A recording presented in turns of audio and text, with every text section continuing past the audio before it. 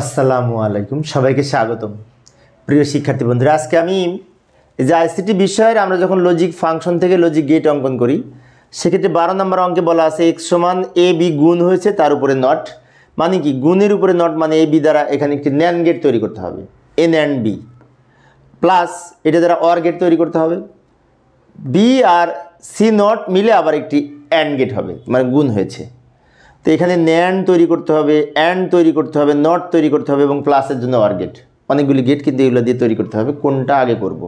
প্রশ্ন হচ্ছে আমরা বাম দিক থেকে শুরু করব, এইটা আগে করব, তারপরে এইটা করব, কারণ এটাও গুণ এটাও গুণ, তো গুণের কাজ দুইটা আগে সম্পন্ন করে তারপরে দুইটা ফলাফল মিলে লাস্টে যোগ করব। তো অর গেটটা আমরা সর্বশেষে অঙ্কন করব ডান দিকে। তো বাম দিক থেকে আমরা করতে করতে যাই। প্রথমত এ আর বি আর সি, এখানে তিনটে ইনপুট, এ বি আর সি, অবশ্য সিকে নট করে নিতে হবে। এই যে এ একটা ইনপুট, বি একটা ইনপুট, এ আর বি মিলে কি হয়েছে? গুণ হয়েছে, গুণ, গুণের জন্য অ্যান্ড গেট। এখন গুণের উপরে আবার এখানে নট পড়েছে, নট, এটা এ উপরে পূরকের জন্য এখানে নট যুক্ত করতে হবে। তাহলে এ আর বি গুণ করে তার উপরে নট, তার মানে এই যে লাইনটা পেলাম এটা হচ্ছে এইটা এ বি নট, মানে এন অ্যান্ড বি বলতে পারি। এ বি গুণ হয়েছে, তার উপরে এ নট পড়েছে, তার মানে এটি একটি ন্যান্ড গেট, অ্যান্ডের সাথে নট যুক্ত হয়ে যেটি হচ্ছে এ ন্যান্ড বি বলতে পারি। এ আর বি মিলে এই লাইনটা বের হয়েছে আমাদের এখানে ন্যান্ড গেটের আউটপুট। আচ্ছা, এইটার পরে আমরা এটা করব। এটাতে কি কি আছে? বি আর সি নট গুণ হবে, মাঝখানে গুণ আছে, কিছু না থাকলে গুণ বোঝায়।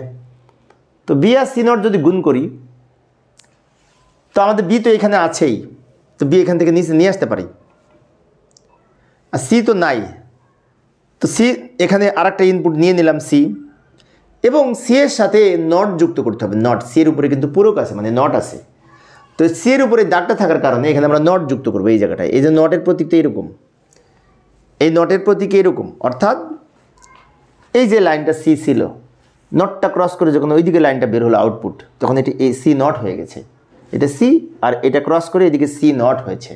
তাহলে আমরা বলতে পারি এটা বি, এটা সি নট, বি আর সি নট মিলে কি হয়েছে? গুণ হয়েছে, গুণ, গুণ মানে অ্যান্ড গেট। তাহলে এখানে আবার আমরা একটি অ্যান্ড গেটের প্রতীক অঙ্কন করব, অ্যান্ড ডি এর মতো দেখতে, এটাও অ্যান্ড এটাও অ্যান্ড, কিন্তু এটার সাথে নট যে যুক্ত হলে এখানে হবে না।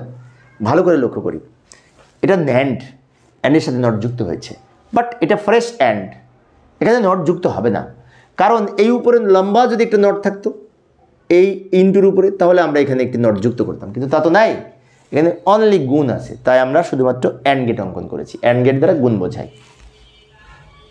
এই যে লাইনটা বের হলো, এই লাইনটা হচ্ছে এ বি সি নট, অথবা বলতে পারি বি অ্যান্ড সি নট। এইটার ফলাফল পেলাম এইটা, এটার ফলাফল পেলাম এইটা, এই দুইটা মিলে কি হয়েছে? যোগ হয়েছে, যোগটা শেষে করব, তাই না? আচ্ছা, তাহলে যোগ মানে কি? একটি অর গেট তৈরি করতে হবে।